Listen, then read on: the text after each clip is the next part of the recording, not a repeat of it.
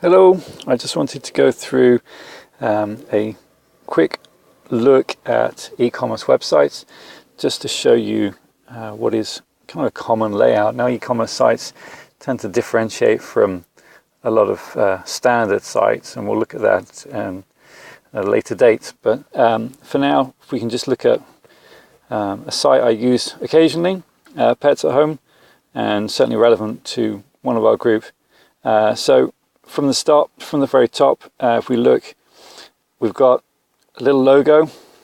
Doesn't take up much space. Now, the whole point of your home screen, the home page, is to give people everything as soon as it's there. Now, obviously, you can't give them everything because it would just be overwhelming. So you need to keep things that are easy accessible and are almost instant buys, instant attractions for your potential customer.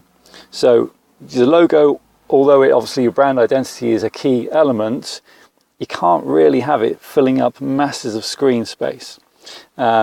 This area above the fold is kind of this area at the bottom of the screen. So everything above the fold is in their face, is prime real estate. It's, it's where your immediate calls to action are there. All the basic information. You've got free standard delivery. You've got all these special offers here happening. This is all, this is all kind of related to the call to action here. You've got a shop now button. That's your call to action. That's what you want people to go to straight away. So immediately, that's what we're looking at. If we scroll down a little, you've got sort of secondary call to action. You've got more information about different offers here. And again, each is compartmentalized really, so that you've got different areas of offers depending on what your customer is going to go for. Keep scrolling down, again, looking at other areas. Featured highlights for different elements. You've got just 1 second. You got a mention of fleas.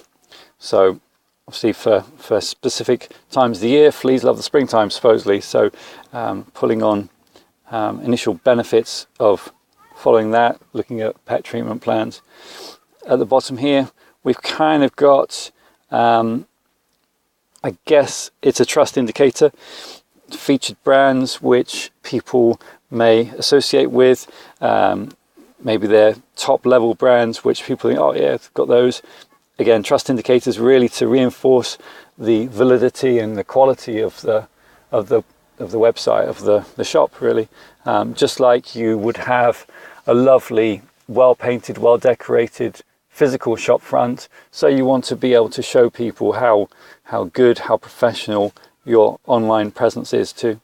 If we keep scrolling down, some good little information that people can use. You've got some YouTube videos here just to help. You've got possibly blog posts here, which again, all of these are going to be linked to specific products.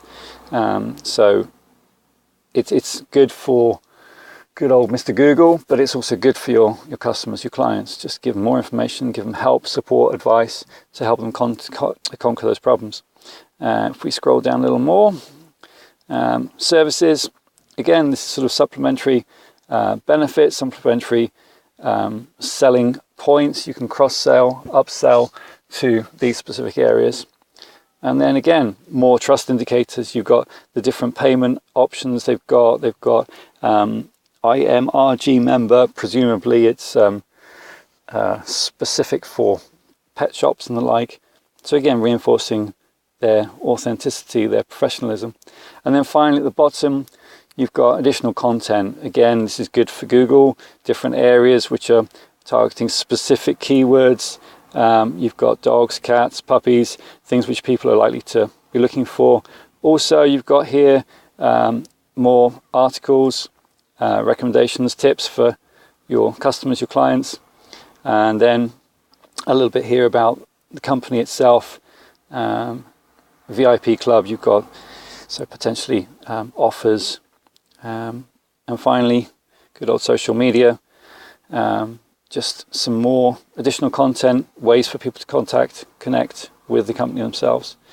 So hopefully that's given you a little bit of an overview of a typical homepage. We didn't talk about the menu. The main menu, again, pretty standard. Doesn't take up much space, but it's a good overview. So if you're looking at a shop, then clearly you want to be able to categorize your shop into certain areas. So just looking at what's the best top level of categories to have for each of those different areas of your site, which people will then be able to go to see specific relevant information. So we want people to get to a product thereafter within the shortest possible space of time. So if you're looking for something, you need to know from a customer's perspective how quickly, how easily it is to find exactly what you're after. And again, you've got up here, you've got a nice big search box to show you where you can type in exactly what you want. So in theory, again, 1, maybe 2 steps to get to exactly what you're after. Final thing I've just spotted at the top, they've got the good old cookies notice, which is the EU directive to have on your site. So it's something which the majority of our sites need to have on. And again, it's something which we'll look into at a later date. But that is one of the areas which is essential on the majority of websites. So it's easy to install onto WordPress. There's various plugins which we can use, and as I said, we'll look into that at a later date.